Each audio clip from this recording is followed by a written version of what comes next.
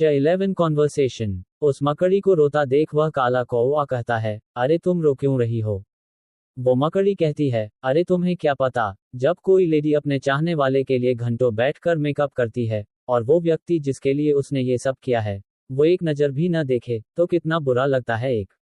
ये सुनते ही तो टॉमी जमीन पर लोट पोट कर हंसने लगता है। वो कहते हैं, क्या मस्त जोक मारा है तुमने बहन। उसे मजाक उड़ाते देख वो मकड़ी गुस्सा करने लगती है। वो बस कुछ करने ही वाली थी कि तो वो काला कौवा समझाता है, अरे चिंता मत करो, ये टॉमी तो अपने आप को कुछ ज्यादा ही समझता है। तुम हमेशा से अपने इन वेब से कपड़े बनाकर मास्टर को गिफ्ट करके चली जाती हो, कभी सामने से भी उन्हें दे दिया करो। वो एक नज़र तो तुम पर देख ही लेंगे, और शायद से तब वो तुम्हें भी हमारी तरह प्यार करने लगे। वो मकड़ी कहती है, मुझे मास्टर के सामने जाने से शर्म आती है। ये सुनकर तो अब कौवा अपना सिर हिलाने लगता है। वो सोचता है ये बीस्ट ही है कि कोई इंसान जो हमारे बीच मकड़ी का भेष बनाकर रह रही है, भला इसके अंदर इतनी ज्यादा इंसानी भाव क्यों है? इसका तो अब कुछ भी नहीं हो सकता अगर ये ऐसे ही रहेगी। वो कहता है, तुम मास्टर से ऐसे शर्माओगी तो भला उनसे मिलोगी कैसे? और एक बात मुझे तो ऐसा लगता है कि मास्टर जरूर तुम्हारा टेस्ट ले रहे हैं। उन्हें तो पता ही होगा कि तुम भी यहाँ पर रहती हो। वो मकड़ी अब एकदम चुप हो जाती है और फिर एकाएक कहती है, हाँ तुम सही कह रहे हो, ऐसा हो सकता है, मुझे हमेशा मास्टर के टेस्ट के लिए तैयार रहना चाहिए।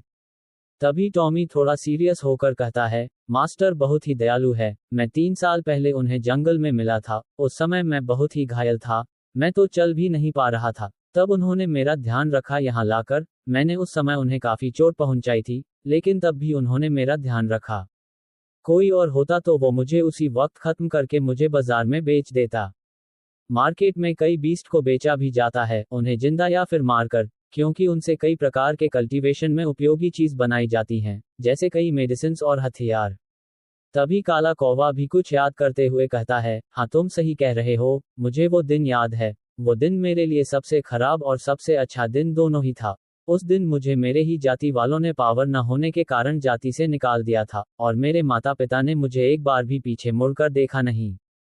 और रास्ते में तो मुझे मेरी ही जाति वालों ने हमला करके मारना चाहा। मैं बड़े ही मुश्किल से वहां से अपनी जान बचाते भाग पाया। मैं यहाँ के जंगलों के पास आ गया था। मैं बस उड़े ही जा रहा था, उड़े ही जा रहा था एक। मुझे कुछ भी समझ नहीं आ रहा था। मैं काफी घायल और भूखा प्यासा था, और ऊपर से कमजोर भी था, जिसकी वजह से मुझे चक्कर आ गए और मैं नीचे गिरने लगा। और तब तुमने मुझे अपने मुंह में भरकर मास्टर के पास ले गए। टॉमी उसे देखकर हंसते हुए दांत दिखाने लगता है। मैंने तो अपने जीने की उम्मीद ही छोड़ दी थी। भला मैं जीकर करता भी क्या? मेरे पास ना ही ताकत थी और ना ही कोई जीने की वजह। इसलिए मैंने हार मान ली थी और तुमसे बचाव करने की कोशिश नहीं की। तुम तो मुझे खाने वाले थे, लेकिन मास्टर तो दया के सागर है, उनसे मेरी हालत देखी नहीं गई। मैं छोटा था, उन्होंने मेरा इलाज किया। वो दिन खराब था क्योंकि उस दिन मेरे परिवार ने मुझे छोड़ दिया, और अच्छा इसलिए था उस दिन मैं मास्टर से मिला, जिस परिवार ने मुझ जैसे कमजोर को निकाल दिया था। मास्टर ने उसे अपनाया, उसे अपने बच्चों की तरह प्यार दिया, परिवार माना आए। और आज देखो मैं इतना पावरफुल हूँ कि मेरी जाति के लीडर भी मेरे आगे टिक नहीं सकते। वो मेरा एक अटैक भी झेल नहीं सकते। ये सब सिर्फ और सिर्फ मास्टर की वजह से हो पाया है। ये बताते हुए उस काले कौवे की आंखें भर आई थी। टॉमी जो उसका मजाक उड़ाता था, उसे भी लग रहा था काले कौवे ने बहुत कुछ झेला है। टॉमी और काला कौवा मकड़ी को देखने लगते हैं, तो मकड़ी कहती है, क्या हुआ, तुम दोनों मुझे ऐसे क्यों देख रहे हो? क्या कुछ मेरे चेहरे पर लगा है? तो टॉमी कहता है, अरे जरा अपने भी बारे में बताओ कि तुम्हारा यहाँ कैसे आना हुआ है। वो मकड़ी अब बताती है कि मैं एंशिएंट स्पाइडर क्लैन की छोटी राजकुमारी हूँ। क्लैन मतलब एक विशेष समुदाय के सदस्यों से है। कुछ इंसान और बीस्ट अपना क्लैन बनाकर रहते हैं, जहाँ सिर्फ उनके ही जाति या वंश वाले रहते हैं, और कोई बाहर ब्लड लाइन का नहीं। ये सुनते ही टॉमी और काले कौवे की आंखें बड़ी हो जाती है। उन दोनों के मुंह से निकलता है, क्या तुम राजकुमारी हो? तभी वो सूर्यमंडल पेड़ भी बोल पड़ता है, क्या सच में तुम वहां की राजकुमारी हो? तो यहाँ क्या कर रही हो? कई ऐसे विशेष पेड़ पौधे होते हैं जिनमें एक निश्चित लेवल पर पहुंचने पर चेतना आ जाती है। तो सूर्यमंडल पेड़ के अंदर चेतना थी, तो वो बात कर सकता था और समझ भी सकता था। और यही हाल उस पर लटक रहे अमरबेल लताओं की भी थी, उनमें भी चेतन थी। लेकिन वह इस समय खर्राटे ले रही थी, नहीं तो वह भी इस चर्चा में भाग लेती।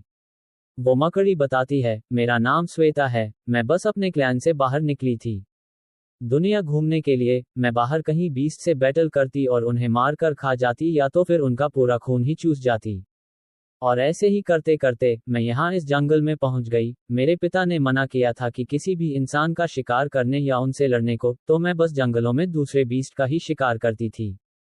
मैं जब यहाँ पहुंची तो मुझे खून की स्मेल आई, जो कि सबसे अलग और मीठी स्मेल लग रही थी। जब मैं उस स्मेल का पीछा करते हुए पहुंची तो देखा कि मास्टर कुछ काम कर रहे थे और उनके अंगूठे से खून टपक रहा था। ऐसा लग रहा था कि वो इतना बिजी हैं कि उन्हें अपनी चोट का ध्यान ही नहीं था। मैं अपने आप को रोक ही नहीं पा रही थी, तो फिर मैं अपना शरीर छोटा करके उनके पास पहुंच गई और धीरे धीरे उनका खून पीने लगी। ऐसा खून मैंने उससे पहले कभी पिया ही नहीं था। वो बहुत ही स्वादिष्ट और मीठा था और उसमें एक अलग ही पावर थी जो मेरे नाड़ियों को पूरा बदल कर उसमें पोषण दे रही थी, जिसके वजह से मैं लेवल पार कर गई। उसे पीने की वजह से मेरे अंदर इंसानी भावनाएं प्रबल हो गई और मुझे मास्टर से प्यार हो गया। और जब मुझे प्यार हो गया तो मैं उनका पीछा करके यहाँ चली आई। अब मेरा तो मास्टर को देखे बिना मन ही नहीं लगता है। टॉमी कहता है, तुम राजकुमारी हो तो तुम्हारे परिवार वाले तुम्हें नहीं ढूंढते होंगे, 2 साल से यही पड़ी हुई हो। श्वेता कहती है, नहीं, परिवार में राजकुमार को ज्यादा अहमियत मिलती है, हम राजकुमारी को नहीं, क्योंकि आगे चलकर पूरे हमारे क्लेन को वही संभालेंगे, और यह सही भी है। वैसे भी मेरे 20 भाई बहन है, तो सोचो किसी एक के जाने से क्या ही फर्क पड़ता है। ओ अच्छा अच्छा, मैं समझ गया, टॉमी ने कहा। तभी काला कौवा कहता है, अरे दादाजी, आप यहाँ हमसे पहले से थे, तो क्या आप यहाँ हजारों सालों से रहते हैं? सूर्य मंडल पेड़ कहता है, नहीं, मैं यहाँ बहुत पहले से नहीं था। मैं अब क्या ही बताऊं, मैं पहले ऊपर की ऊंची दुनिया में रहता था, लेकिन धीरे धीरे मेरी पावर घटने लगी, तो फिर मुझे इस दुनिया में आना पड़ा। और जब मैं इस दुनिया में आया तो मुझे यहाँ की नेचर की देवी ने मास्टर के पास उनकी देख रेख करने के लिए भेज दिया, और यही अमरबेल लता के भी साथ हुआ। वह भी पहले ऊपर की दुनिया में ही रहता था, लेकिन जब उसकी पावर घट गई तो उसे भी इस दुनिया में आना पड़ा। तभी टॉमी के आंखों में एक चमक आ जाती है। वो कहता है, क्या आप नेचर की देवी से मिल चुके हैं? वो कैसी दिखती है, वो जवान है या बूढ़ी?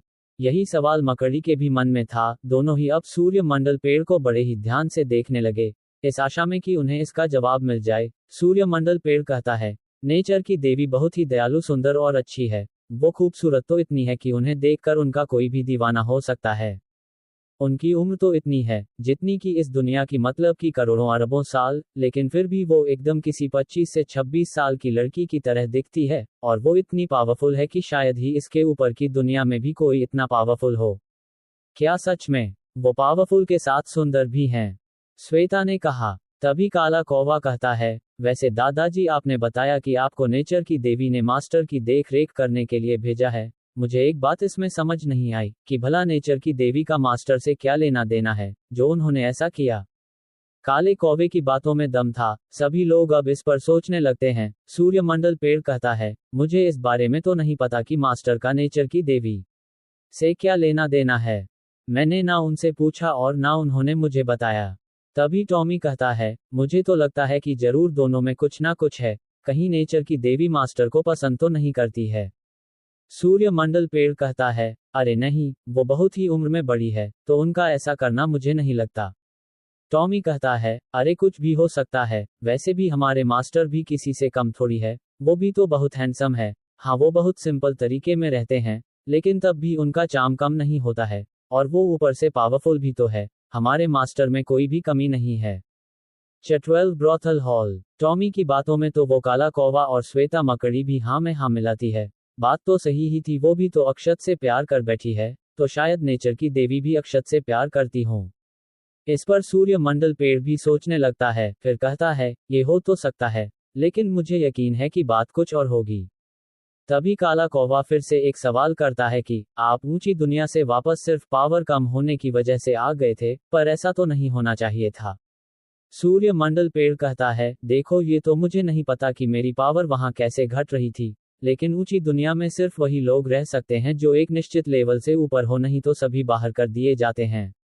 इसका मतलब मास्टर भी यहाँ ऐसे आए होंगे। मैंने तो कई बार उन्हें किसी पृथ्वी नाम की दुनिया की बातें करता सुना है। टॉमी ने कहा। काला कौवा कहते हैं, मुझे तो ऐसा नहीं लगता, उनकी पावर तो हम जैसों से कहीं ऊपर है। सूर्य मंडल पेड़ भी कहता है, हाँ, अब मुझे और अमर बेललता को ही देख लो, हम दोनों वापस से ऊंची दुनिया में जा सकते हैं, लेकिन हम जाना नहीं चाहते हैं। तो सोचो कि मास्टर की पावर तो हमसे कई गुना है, शायद वो नेचर की देवी के बराबर के होंगे। और मैंने भी उन्हें कई बार पृथ्वी नाम की दुनिया के बारे में कहते सुना है, लेकिन मुझे आज तक ऐसी दुनिया के बारे में पता नहीं है। जरूर वो दुनिया बहुत ही शक्तिशाली लोगों से भरी होगी, तभी तो मास्टर इतने पावरफुल हैं। दूसरी तरफ अक्षत मार्केट आ गया था। उसे देखकर एक दुकानदार कहता है, और अक्षत सर, आज आप क्या लेने और बेचने आए हैं? अक्षत हाथ हिलाते हुए कहता है, कैसे हो आप? आज मैं फिर वही मसाले और मेडिसिन्स बेचने निकला हूँ।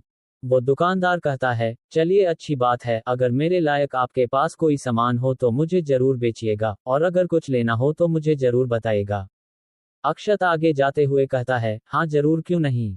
उस दुकानदार के पास एक ग्राहक खड़ा था, जो अक्षत को बड़ी ही अजीब नजरों से देख रहा था। वो आदमी का हुलिया काफी अजीब था, शरीर से तो काफी हट्टा कट्टा था, उसकी आंखें किसी भेड़िए की तरह खूंखार लग रही थी, ऐसा लग रहा था कि मानो उसने बहुत लड़ाइयां एक हो।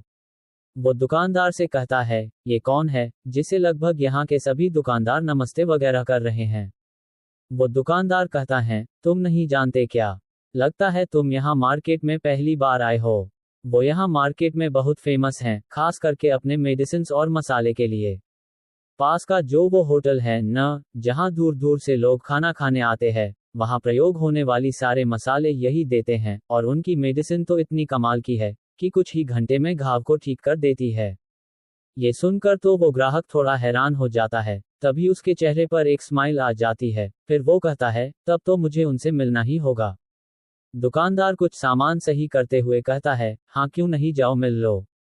वो अभी इतना ही कह पाया था कि उसे हवा का एक झोंका लगता है। वो सामने देखता है तो वो ग्राहक गायब। वो इधर उधर देखता है, लेकिन वो उसे कहीं भी नहीं दिखाई देता है।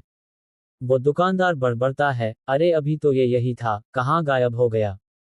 छोड़ो मुझे, इससे क्या। अक्षत आगे जा ही रहा था कि कोई लड़की उसके एकदम पास आकर उसका हाथ अपने बाहों में कस लेती है, और बड़े ही सैडिक्टिव आवाज में कहती है, अक्षत सर, आप आ गए। मैं आपका बड़े दिनों से इंतजार कर रही थी। चलिए न, हम दोनों आज साथ में अकेले कमरे में धूम मचाते हैं। ये सुनकर तो अक्षत घबरा जाता है। वो तुरंत ही चौंक कर उससे दूर होते हुए कहता है, मामा, मुझसे दूर रहो, मेरे पास मत आओ। इतना कहकर अक्षत अपने दोनों हाथ से अपने आप को ढकने लगता है। उसे देखकर ऐसा लग रहा था कि जैसे वो बेचारा अपनी इज्जत बचाने की कोशिश कर रहा हो, और ये लड़की उसकी इज्जत लूटने की कोशिश कर रही हो। वो लड़की हंसते हुए कहती है, अरे अक्षत सर, आराम से, मैं आपको खा थोड़ी जाऊंगी। आप तो कितने भोले हैं और कितना शर्माते हैं। दुनिया तो हमारे साथ रात बिताना चाहती है, और आप है कि मुझसे दूर भाग रहे हैं। अक्षत सोचता है, अरे मुझे ये सब नहीं करना है, और तुम्हारे साथ तो बिल्कुल भी नहीं, और करूंगा उसके साथ जिसके साथ मेरी फीलिंग होगी। तभी वो लड़की गंभीर हो जाती है और कहती है, अक्षत सर, आपको हॉल मास्टर ने बुलाया है। ये सुनकर अक्षत एक लंबी सांस लेता है और उस लड़की के पीछे पीछे चलने लगता है। वैसे ये लड़की यहाँ की मार्केट में पास ही में एक ब्रोथल हॉल से थी। यहाँ इस दुनिया में ब्रोथल को कोई नीची नजर से नहीं देखता, तभी तो वो हॉल इस मार्केट में अपने दम पर बिना किसी दबाव के चल रही है। यहाँ के ब्रोथल में बहुत सी यंग और खूबसूरत लड़कियां हैं। इनके एक पूरा हॉल ही है, जिसकी एक मास्टर हैं, जो सबकी लीडर हैं। वही सब कुछ इस ब्रोथल में संभालती है। अक्षत चलते जा रहा था। वो सोचता है, ब्रोथल हॉल की मास्टर, उनसे मैं एक बार मिला हूँ। वो बहुत ही खूबसूरत है, उन्हें सिर्फ देखने के लिए ही ब्रोथल में लाइन लगी रहती है।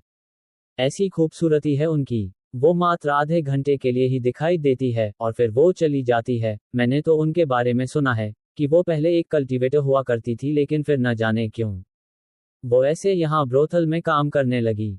वैसे यहाँ ब्रोथल हॉल में काम करने वाली सभी लड़कियां अपनी मर्जी से काम करती है, उन पर कोई जोर जबरदस्ती नहीं है। वैसे यहाँ उन सब के अलावा भी कई लोग इनसे सिर्फ कुछ बातें करने या इनकी डांस या संगीत सुनने भी आते हैं, और यहाँ जरूरी नहीं है कि सभी लड़कियां वो काम करती हों। मैं यहाँ एक बार मेडिसिन देने गया था, तब मैं उस मास्टर से मिला था। उनकी गहरी नीली आंखें, मैं तो उनमें खो सा गया था। वो अभी यह सब सोच ही रहा था कि वो दोनों ब्रोथल हॉल में पहुंच भी गए थे। अक्षत थोड़ा डर डर का अंदर जा रहा था, क्योंकि चारों ओर लड़कियां ही लड़कियां थी। ऐसा इसलिए था क्योंकि वो लड़की अक्षत को सीधे उनके में बैठक में ले जा रही थी। ये अंदर का भाग था, यहाँ कोई ग्राहक नहीं आ सकता था।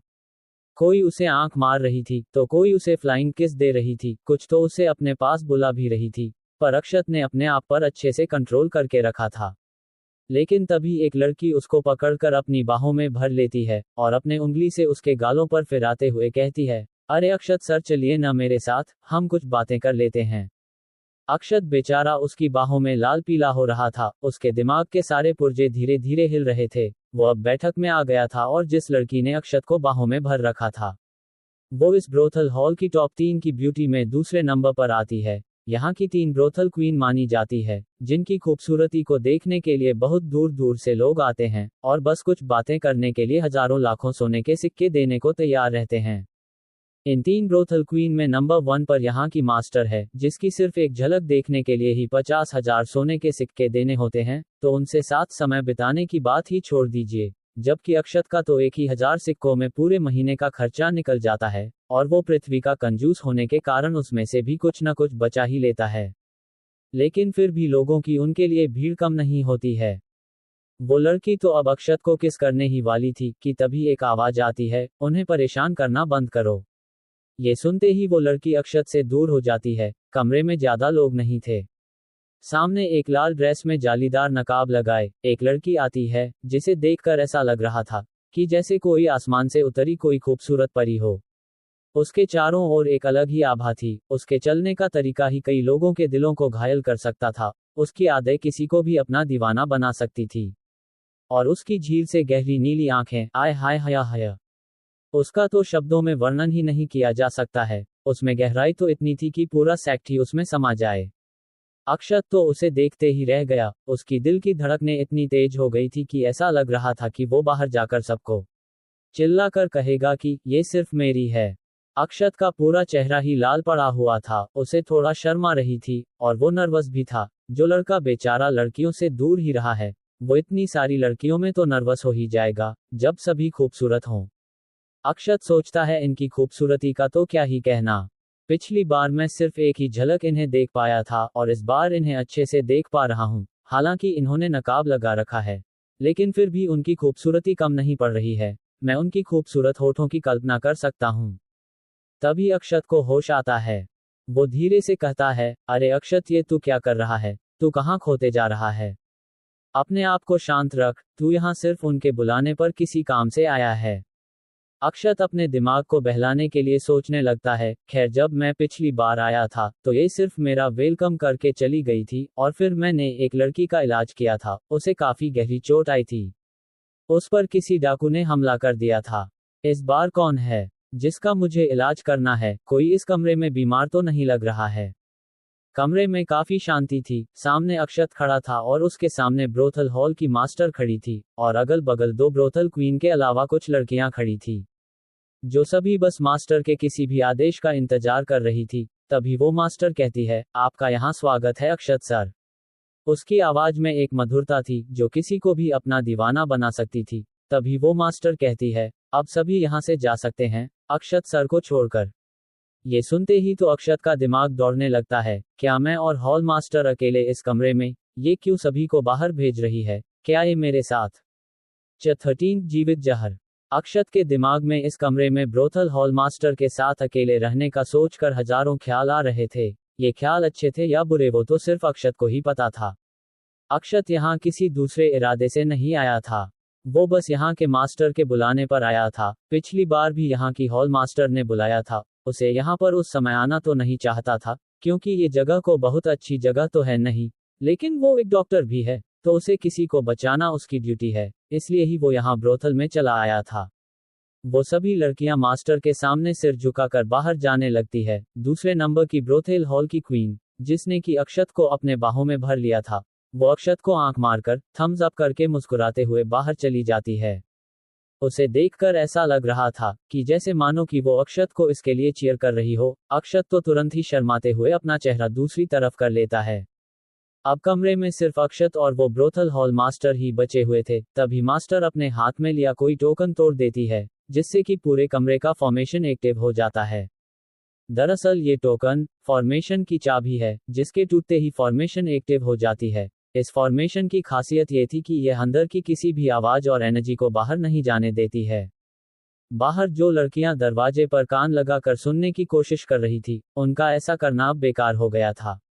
अक्षत तो वो फॉर्मेशन टोकन को तोड़ते ही समझ गया था कि यह कौन सी फॉर्मेशन है। ऐसे ही उसने फॉर्मेशन में मास्टरी नहीं कर रखी थी। वो समझ गया था कि यह एनर्जी और साउंड सीलिंग फॉर्मेशन है, जो यहाँ की आवाज और एनर्जी न ही बाहर जाने देगी और न ही अंदर आने देगी।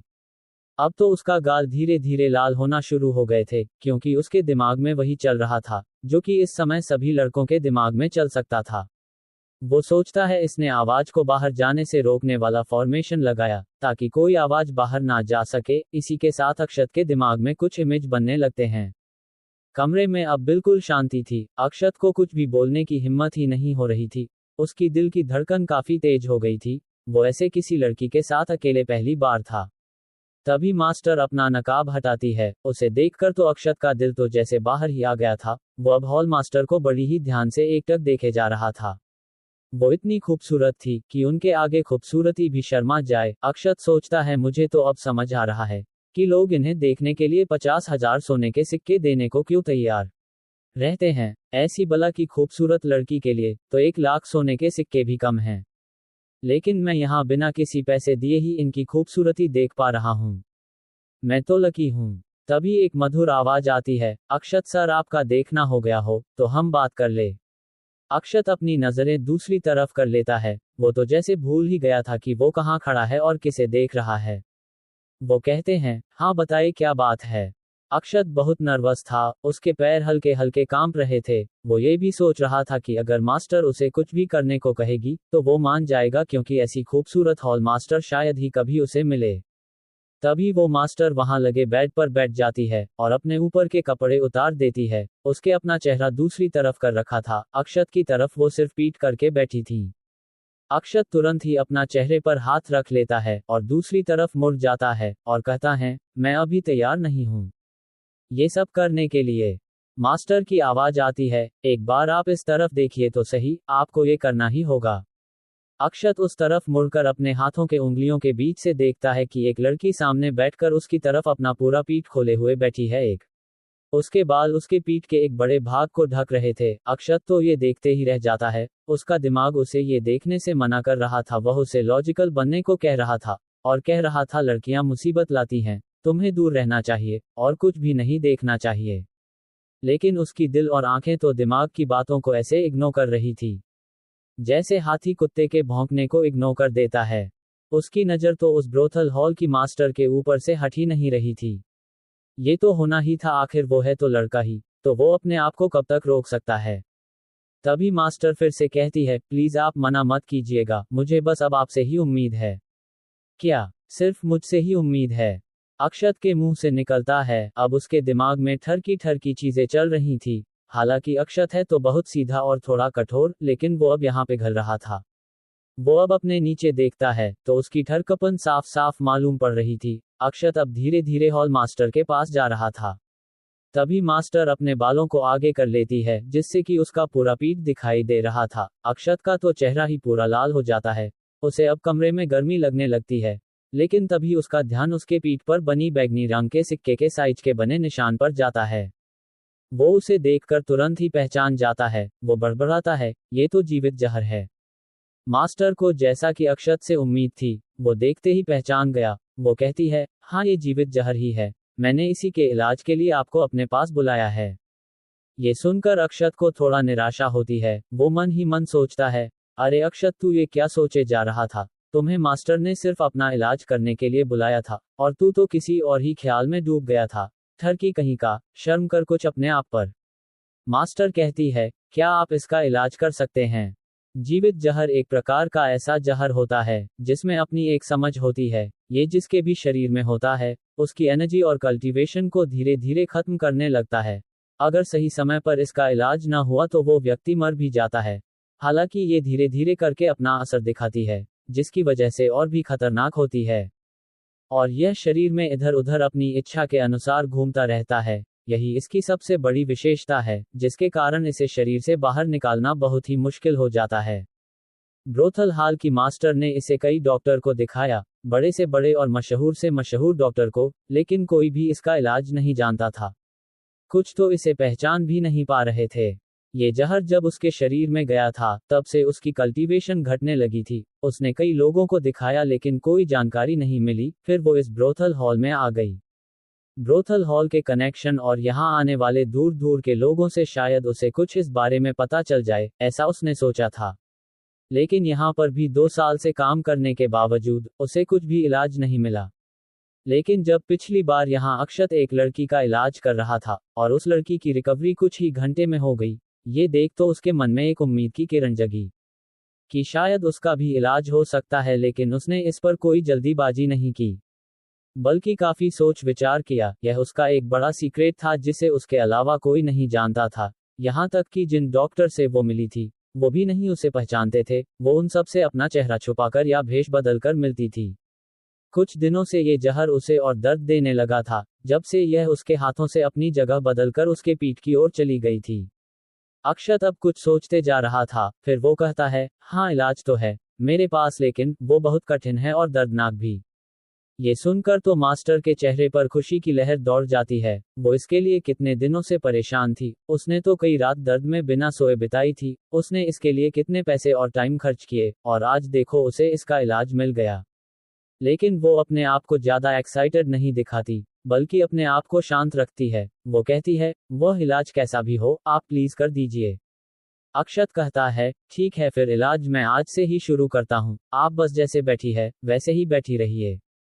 वो हाँ में सिर हिला देती है। अक्षत अब अपने थैले से कुछ निकालने लगता है। उसमें से उसने कुछ मेडिसिन और कुछ काली कांच की छोटी बोतल निकाली थी। उसने कुछ मेडिसिन अपने हाथ में लेकर वो मास्टर के पीठ पर लगाने जा रहा था, लेकिन उसके हाथ कांप रहे थे। पहली बार वो किसी लड़की की बॉडी को ऐसी जगह पर छूने जा रहा था।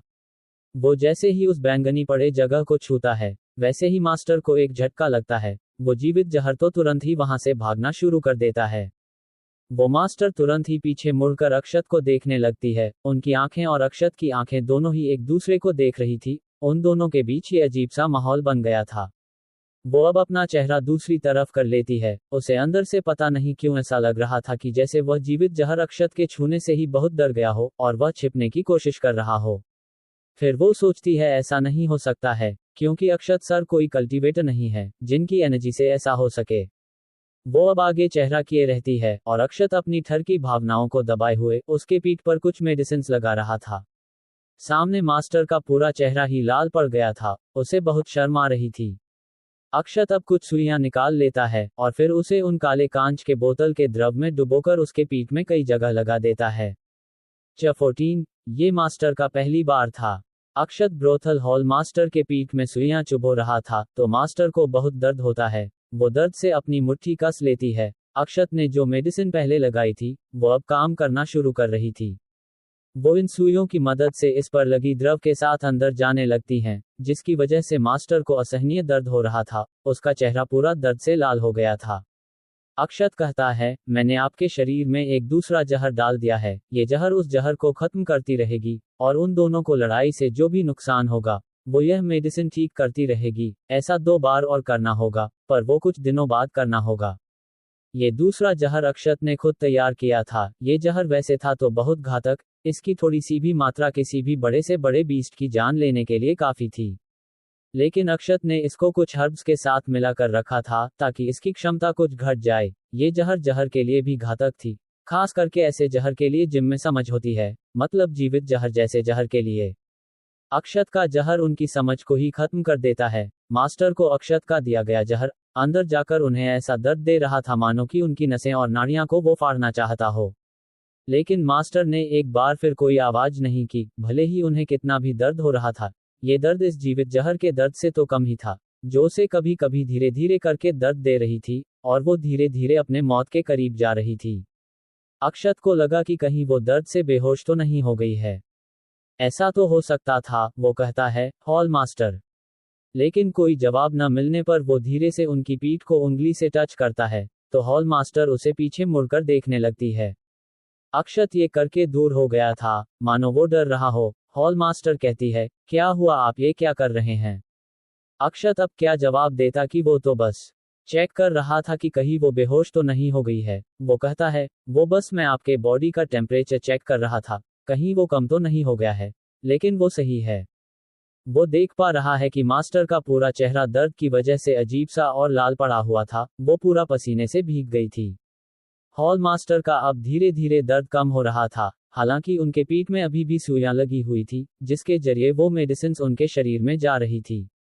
अक्षत कहता है, आप इतनी देर तक बिना आवाज किए इसे सह पाए, इसका मतलब आपके बारे में कल्टीवेटर होने वाली बात सही है।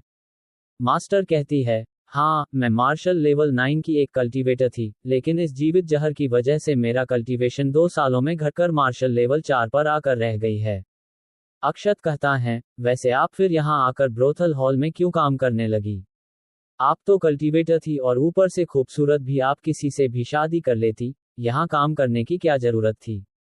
मास्टर कहती है, मैं जीवित जहर के इलाज के लिए यहाँ काम करती रही थी, यहाँ के कनेक्शन बहुत अच्छे हैं और देखिए मैं यहीं हूँ तो आज मुझे इसका इलाज मिल भी गया। अक्षत कहता है, ओह अच्छा, लेकिन फिर भी रोज किसी आदमी के साथ? देखिए मैं आपका इंसल्ट नहीं करना चाहता था, सॉरी, आप मेरी बातों को अनदेखा कर दीजिए। मास्टर मुस्कुराते हुए अक्षत को देखती हैं और फिर कहती है, तो आप मेरे बारे में ये सोचते हैं? मुझे जानकर अच्छा लगा कि किसी को मेरी यहाँ काम करने से अच्छा नहीं लगा, उसे मेरी चिंता हुई। मास्टर को लग रहा था कि अक्षत उसकी चिंता कर रहा है और वो सही भी थी, अक्षत वाकई उसकी चिंता कर रहा था, क्योंकि वो देख पा रहा था कि वो कितने परेशानी में थी। अक्षत दोनों हाथ हिलाते हुए कहता है, नहीं नहीं, मेरे कहने का वह मतलब नहीं था, मैं बस ऐसे ही कह रहा था। मास्टर कहती है, मैं वो काम नहीं करती हूँ, आप तो जानते ही होंगे कि ब्रोथल हॉल में उन कामों के अलावा भी डांस, खेल और संगीत, यह सब भी सुनने देखने के लिए लोग आते हैं। और कुछ लोग तो सिर्फ सुंदर लड़कियों और उनसे कुछ बात करके अपना दिल बहलाने आते हैं, यही नहीं कई लड़कियां भी यही करने यहाँ आती है। आई अब अक्षत भी क्या करता, उसके दुनिया में ब्रोथल का मतलब ही सिर्फ वही चीज से था। उसे यहाँ के बारे में थोड़ी पता था कि यहाँ पर ब्रोथल हॉल में उन सब चीजों तो बहुत कम, बल्कि यहाँ तो लोग डांस, संगीत और अपना मन बहलाने आते हैं। तभी मास्टर थोड़ा शर्म के साथ कहती है, और मेरी बॉडी इस तरह से देखने वाले इस दुनिया में आप दूसरे हैं, पहली मेरी माँ हैं। मास्टर का बस चलता तो वो ऐसे नहीं दिखाती, लेकिन ये जहर ही पीठ की तरफ चला गया था तो उन्हें ऐसा करना पड़ा। उन्हें शर्म तो बहुत आ रही थी, लेकिन वो कर भी क्या सकती थी, मजबूरी थी ये उनकी। ये सुनकर तो अक्षत का चेहरा लाल हो जाता है, उसके मन में चल रहा था, क्या मैं दूसरा हूँ? हॉल मास्टर ने सही ही कहा था, जो लोग उनकी ब्यूटी देखने आते थे वो उनसे एक निश्चित दूरी पर ही मिलते थे, वो उसे छू नहीं सकते थे, बस देख सकते थे और उसके साथ कुछ बातें वगैरह ही कर सकते थे, वो भी अश्लील बातें नहीं। जिन लोगों ने मास्टर को पैसे देकर देखा भी था तो वो बस चेहरा और हाथ पैर के अलावा कुछ भी नहीं देखा था, लेकिन फिर भी किसी को कोई शिकायत नहीं थी, वो उसी से संतुष्ट थे। कुछ लोग तो रोज ही उनसे बात करने के लिए पहुंचे रहते थे, ऐसा उनकी खूबसूरती में जादू था कि लोग उनका दीवाना ही हो जाते हैं। अक्षत अब उनसे उनके बारे में गलत सोचने के लिए माफी मांगता है। मास्टर कहती है, आप माफी क्यों मांग रहे हैं? आपको तो मैं धन्यवाद देना चाहती हूँ कि आपने मेरा इलाज किया, जिसके लिए मैंने दर दर की ठोकरें खाई है। आप ना होते तो शायद मैं अगले 1 साल में मर जाती। अक्षत अपना सिर खुजलाते हुए कहता है, ओह अच्छा। उसे नहीं लगा था कि वो कोल्ड बिहेवियर वाली मास्टर उसके लिए तारीफ के शब्द बोलेगी, पिछली बार तो बस एक बार देखकर ही चली गई थी। मास्टर कहती है, वैसे मैं आपको बताना चाहती हूँ कि मेरा नाम वाणी रावत है, आप मुझे वाणी कहकर बुला सकते हैं, हाँ, सिर्फ अकेले में, बाहर नहीं। अक्षत ये तो नहीं समझ पाया कि ऐसा क्यों, लेकिन वो हाँ में सिर हिला देता है। वाणी का नाम यहाँ के उससे पहले की ब्रोथल हॉल मास्टर जानती थी, और कोई नहीं।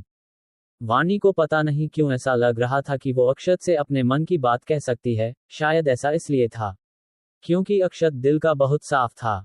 अरे तभी तो ब्रोथल हॉल की नंबर 1 ब्यूटी का अपने सामने पीठ खुला देखकर भी कुछ गलत नहीं किया, और कोई होता तो शायद वो इस इलाज के बदले उसका फायदा उठा सकता था, लेकिन अक्षत ने ऐसा नहीं किया, उसके बिना किसी शर्त के उसका इलाज करना शुरू कर दिया। वो अपनी तिरछी आंखों से अक्षत को देखने लगती है, जिसकी वो बस एक साइड को ही देख पा रही थी। अक्षत वहां बैठ कुछ सोच रहा था। वाणी के चेहरे पर एक स्माइल आ जाती है, वो मन ही मन सोचती है, जैसा कि मैंने इनके बारे में सुना था, ये सच में बहुत अच्छे हैं, सबकी मदद करते रहते हैं। करीब आधा घंटा और बीत जाने के बाद अक्षत धीरे धीरे उन सुइयों को निकालने लगता है। तभी वाणी को थोड़ा दर्द होता है, जिससे वो थोड़ा सा हिल जाती है, और अक्षत तो उसे बचाने के चक्कर में अपना एक हाथ पीछे करता है। इतने में उसने दूसरे हाथ में जो सुई ले रखी थी वो उसके पहले हाथ में चुभ जाती है। और उसका खून वाणी के पीठ पर बूंद बूंद करके 2-3 बूंद गिरता है। अक्षत तो उसे तुरंत ही दबा देता है, जिससे उसका ब्लड बहना रुक जाता है। अक्षत का खून जो वाणी के पीठ पर गिरा था, वो उन सुइयों के द्वारा किए गए छिद्र से वाणी के बॉडी में जाने लगता है। अक्षत धीरे धीरे करके सारी सुइयां बाहर निकाल लेता है। वो अब अपना सारा सामान समेट लेता है और वाणी भी अपने कपड़े पहन लेती है।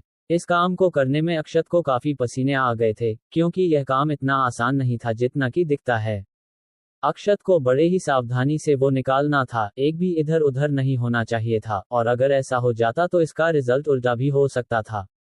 अक्षत अब बाहर जाने के लिए दरवाजा खोलता है, वाणी भी उसके पीछे ही थी। दरवाजे के बाहर कुछ लड़कियां उन दोनों का इंतजार कर रही थी, क्योंकि ऐसा पहली बार हुआ था कि हॉल मास्टर ने किसी आदमी को अकेले कमरे में बुलाकर एनर्जी और साउंड सीलिंग फॉर्मेशन तक लगा दिया था। तभी सभी लोग अक्षत को पसीने से भीगा देखते हैं, और अपने हॉल मास्टर को भी। इसी के साथ सबके दिमाग में जो अब तक शक था वह यकीन में बदल गया। सभी लड़कियां तो अब अक्षत को घूर रही थी, आखिर वो उनकी हॉल मास्टर के साथ वो सब करने वाला पहला पसंद जो था। अक्षत को तो कुछ समझ ही नहीं आ रहा था कि यह सब उसे ऐसे क्यों देख रही है।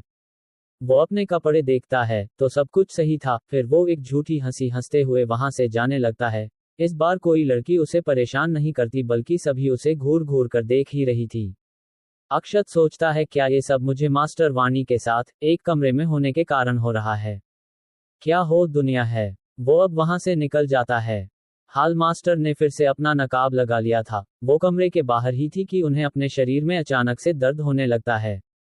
वो तुरंत ही नीचे बैठ जाती है तो सभी लड़कियों के पास आकर उन्हें संभालते हुए कहती है, क्या हुआ हॉल मास्टर? आपको क्या हुआ? मास्टर के मुंह से निकलता है, दर्द हो रहा है। ये सुनकर तो सभी शर्माने लगती है। एक धीरे से कहती है, लगता है अक्षत सर ने काफी जोर से किया था। तभी दूसरी कहती है, नहीं, शायद ये हॉल मास्टर का पहली बार था। 15 वानीज कल्टिवेशन रिस्टोर्ड। एक लड़की ने कहा, शायद मास्टर का ये पहली बार था। उसकी बातों में सभी को सच्चाई नजर आ रही थी। अब सबको तो यही लग रहा था कि मास्टर और अक्षत दोनों अंदर कमरे में लगे हुए थे। तभी हॉल मास्टर उसे गुस्से से घूरने लगती है। उनके घूरने से ऐसा लग रहा था कि वो अभी उसे खत्म कर देंगी। वो लड़की बेचारी उनकी प्यारी आंखों का डरावना रूप देखकर डर जाती है। वाणी तो सोच रही थी कि यह सभी उसके बारे में क्या क्या ऊंट पटांग सोच रही है, जबकि ऐसा कुछ था ही नहीं। लेकिन अब वो ये बात भी नहीं कह सकती थी कि उसे क्या हुआ है। उसकी सभी मदद करके उसके कमरे में उसे छोड़ देती है। एक कहती है, मास्टर क्या मैं कोई मेडिसिन लेकर आऊं जिससे कि ये दर्द बंद हो सके? एक वाणी कहती है, नहीं, उसकी कोई जरूरत नहीं है, बस तुम बाहर जाओ और ध्यान रहे कि मुझे कोई भी डिस्टर्ब करने वाला नहीं चाहिए, कोई भी नहीं। वो लड़की जी मास्टर बोलकर बाहर चली जाती है। उसके बाहर जाते ही वाणी फिर से एनर्जी और साउंड सीलिंग फॉर्मेशन एक्टिव कर देती है, और उसके बाद वो जोर जोर से चिल्लाने लगती है। ऐसा लग रहा था कि उसके अंदर की सारी नाड़ियां और अंगों को फाड़ा जा रहा हो। उसे बहुत दर्द हो रहा था, यहाँ तक कि उसके मुंह से खून भी आ गया था। उसके शरीर के भीतर 3 शक्तियां लड़ रही थी। एक तो जीवित जहर था, और एक अक्षत का डाला गया जहर था, और तीसरा था अक्षत का खून जो कि उन सुइयों के बने छेद से उसके बॉडी में प्रवेश कर चुका था। अक्षत के खून ने अक्षत के द्वारा डाले गए जहर को जल्द ही खत्म करके अपने अंदर मिला लिया, क्योंकि वो बनाया तो अक्षत ने ही था, तो भला उसके खून के सामने वो क्या ही कर सकता था। वह जीवित जहर इससे डर गया था। वो अब इधर उधर भागकर छिपने की कोशिश कर रहा था, जिसकी वजह से वाणी को बहुत दर्द हो रहा था। लेकिन जल्द ही यह बैटल खत्म हो गया। अक्षत के खून ने उस जीवित जहर को एक ही पल में अपने में मिलाकर खत्म कर दिया, और उसे खत्म करने के बाद वह एक शुद्ध एनर्जी में बदल गई, जो अब वाणी के शरीर में कोने कोने तक जा रही थी, और अब तक उसे जितना भी आंतरिक चोटें लगी थी वो अब ठीक करते जा रही थी। वाणी को तो अब बहुत अच्छा महसूस हो रहा था। अब तक जो वो इतना दर्द से तड़प रही थी, अचानक से अब उसे सब अच्छा लगने लगा। वो जीवित जहर वाणी के कल्टीवेशन और एनर्जी को लेकर काफी ताकतवर बन गया था। लेकिन उसके मरने के बाद वो अब एक अथाह एनर्जी में बदल गया। ये सब वही एनर्जी थी जो उसने वाणी से ली थी। वह एनर्जी वाणी के शरीर में उथल पुथल मचाने ही लगी थी कि वो अक्षत के खून से बनी शुद्ध एनर्जी उसे शांत करके उसका लेवल बढ़ाने लगती है। वाणी का लेवल बढ़ने लगता है। मार्शल लेवल 5 शुरुआती स्टेज अंतिम स्टेज, मार्शल लेवल 6 शुरुआती स्टेज अंतिम stage, marshal level 7, marshal level 8। लेकिन अब भी उसका लेवल बढ़ना रुक नहीं था। उसे तो कुछ समझ ही नहीं आ रहा था कि यह सब क्या हो रहा है, लेकिन वो बहुत खुश थी। इसी के साथ मार्शल लेवल 9 की शुरुआती स्टेज में जाकर उसका लेवल बढ़ना रुकता है। वो ये देखकर बहुत खुश हो जाती है। वो अब अपने पहले के ही लेवल पर आ गई थी। वो शुद्ध एनर्जी अभी भी अपने काम पर लगी हुई थी। वो अब वाणी के शरीर में जमी गंदगी और ब्लॉकेज को बाहर करने लगती है। ये गंदगी और ब्लॉकेज वाणी के द्वारा बचपन से लिए गए मेडिसिन खाने और भी कई तरह से शरीर में आ जाती है, जो समय बढ़ने के साथ साथ बढ़ती ही जाती है, और फिर एक समय आने पर यह पूरी नाड़ियों को ही ब्लॉक कर देती है, जिससे कि तब कल्टीवेटर अपना कल्टीवेशन पावर को बढ़ा ही नहीं पाता है। ये ठीक नदी में जमी रेत की तरह ही होती है। जिस प्रकार रेत जमने से नदी का बहाव कम हो जाता है और वो तितर बितर हो जाती है, ठीक उसी प्रकार यह ब्लॉकेज शरीर की नाड़ियों में जमा होकर एनर्जी को पूरे शरीर में सही ढंग से बहने से रोकने लगती हैं। और जब शरीर में एनर्जी सही ढंग से फ्लो नहीं होती है, तब उस कल्टीवेटर का लेवल बढ़ने रुक जाता है। वो बस उसी लेवल पर अटका रह जाता है और उसे अपने शरीर में कई परेशानियों का सामना करना पड़ता है। कई बार तो इसी वजह से कई कल्टीवेटर के पैर या हाथ या कोई अंग ही काम करना बंद कर देता है। वो शुद्ध एनर्जी इन्हीं सब को बाहर कर रही थी। वाणी के शरीर पर एक हल्की सी काली परत जम गई थी, जिससे कि दुर्गंध भी आ रही थी। ये सब वही गंदगी और ब्लॉकेज थी। अपने पावर को वापस पाकर वाणी तो खुशी से नाचने लगती है। उसे अब अपना शरीर काफी हल्का लग रहा था, क्योंकि अब उसके शरीर में से सारी ब्लॉकेज हट गई थी। उसकी एनर्जी उसके शरीर में अच्छे से बह रही थी। वाणी अब अक्षत को धन्यवाद देने लगती है। उसने न केवल उसका इलाज किया, बल्कि उसने तो उसकी कल्टीवेशन को रिस्टोर करने में भी मदद की। उसके लिए अब अक्षत किसी फरिश्ते से कम नहीं था। जब वो सब जगह से हार मान चुकी थी, तब वो आ गया और न केवल उसका इलाज किया, बल्कि उसकी पावर भी पाने में मदद की, वो भी बिना किसी शर्त के, बिना कुछ मांगे। वो कहती है, आपने मुझ पर बहुत बड़ा एहसान किया है। मुझे नहीं पता कि यह मैं कभी आपका एहसान उतार भी पाऊंगी कि नहीं। इसमें तो अक्षत के कई साल का खर्चा निकल जाएगा। हालांकि 1 लाख सोने के सिक्के को तो वो लेकर चल नहीं सकता था, क्योंकि उसके पास कोई स्टोरेज रिंग तो थी नहीं, और वो इतना भारी अपने बैग में लेकर थोड़ी घूमेगा। तो वाणी ने उसे उसके बदले 10 स्पिरिट स्टोन दिए। 1 लो ग्रेट स्पिरिट स्टोन का स्पिरिट स्टोन 10,000 सोने के सिक्के के बराबर था। ये स्पिरिट स्टोन काफी कीमती होता है। ये भी जमीन से ही निकल जाता है, लेकिन इसकी खासियत ये होती है कि इनमें काफी एनर्जी स्टोर रहती है, जिसे कि कल्टीवेटर सोख कर अपने कल्टीवेशन पावर को बढ़ाने में मदद ले सकता है। इसमें हवा से ज्यादा एनर्जी होती है, तभी यह 1 लो ग्रेड की स्पिरिट स्टोन की कीमत 10,000 सिक्कों के बराबर थी। अक्षत अब सोचने लगता है, जब वो उस कमरे से बाहर आ रहा था, तब वाणी ने उससे रिक्वेस्ट की थी कि वो इस जीवित जहर वाली बात को किसी को भी ना बताएं, इसे सीक्रेट ही रखे। वो अभी इतना सोच ही रहा था कि तभी कोई एक मोटा धनी व्यक्ति अक्षत को पीछे से पकड़ लेता है और कहता है, अरे श्रीमान अक्षत, आज आप मार्केट आए हैं। चलिए आप मेरे होटल पर खाना खा लीजिए, वैसे भी आपको भूख लग गई होगी। अक्षत अपने आप को उस मोटे व्यक्ति से छुड़ाते हुए कहता है, अरे खीर चंद्र जी आप। वो खीर चंद्र कहते हैं, अरे श्रीमान, अब चलिए भी बात तो हम रास्ते में कर लेंगे। अक्षत अब उनके साथ चलते हुए कहता है, मैं बस आपके पास ही आ रहा था, कुछ मसाले को लेकर। खीरचंद खुशी से हाथ मलते हुए कहते हैं, क्या सच में? श्रीमान आप बहुत अच्छे हैं, आप समय रहते ही सब मसाले वगैरह हमारे पास लेकर चले आते हैं। आपके खाना बनाने की पाक कला और इन मसालों से मेरा होटल बहुत चलता है। लेकिन ये सब बातें बाद में होती रहेगी, लेकिन आप पहले चलकर कुछ भोजन कर लीजिए। अक्षत हाँ में सिर हिलाता है। खीरचंद्र हमेशा ही उसके साथ ऐसा ही करते हैं। वो बहुत ही मिलनसार और सज्जन व्यक्ति हैं। वो पहले अक्षत को खाना खिलाते हैं, तब जाकर कोई व्यापार की बात करते हैं। वैसे देखा जाए तो अक्षत के वजह से उनका ये होटल बहुत चलता है। अक्षत ने ही उनके यहाँ के शेफ को खाना बनाना सिखाया था, और कुछ नई किस्म की डिश भी। आखिर वो कुकिंग में ऐसे ही मास्टरी थोड़ी करके बैठा है। वो अब अक्षत को एक टेबल के पास लेकर जा ही रहे थे कि एक गिलास उड़ते हुए उनके सामने से जाती है। अक्षत तो इससे बाल बाल बचा था। वो चौंक जाता है। वो उस तरफ देखता है जिस तरफ से यह आई थी। उस तरफ एक 15 से 16 साल का लड़का बड़ी शान से कुर्सी पर बैठा हुआ था। वो अपने सामने के वेटर के ऊपर हंस रहा था। दरअसल इसने उस वेटर के द्वारा लाया गया सारा भोजन पैरों से मारकर नीचे गिरा दिया था, और वो वेटर उस गिरे हुए खाने को साफ कर रहा था। ये वेटर भी कोई 15 से 16 साल का ही था। 16 यंग जीनियस रेहान मिश्रा।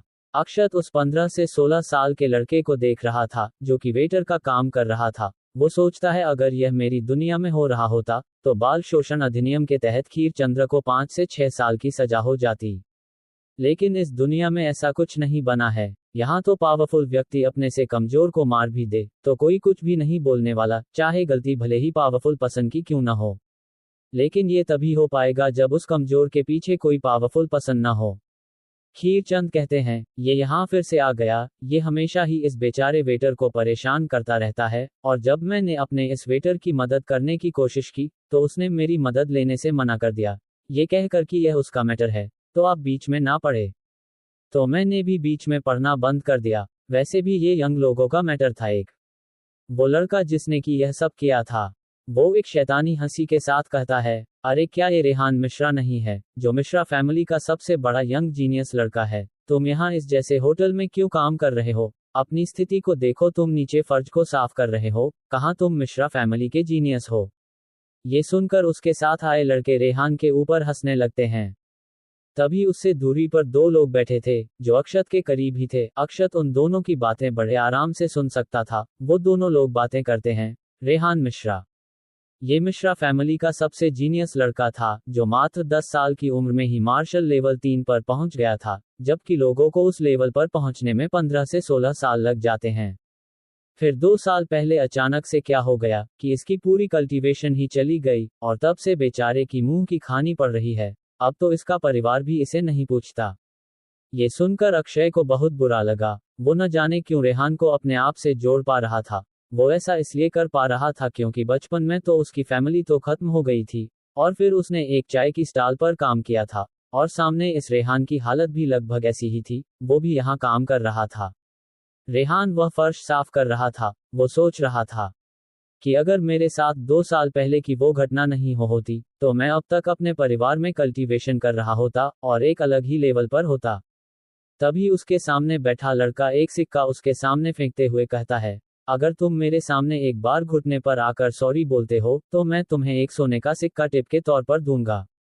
ये सुनकर रेहान अपनी मुट्ठी कस लेता है। वो गुस्से से खड़े होते हुए कहता है, अबे तेरी तो लोगों को परेशान करना बंद कर। मैं पहले ही अपनी फैमिली को छोड़ चुका हूँ, तुम अब क्या चाहते हो कि मैं तुम्हें मार दूं?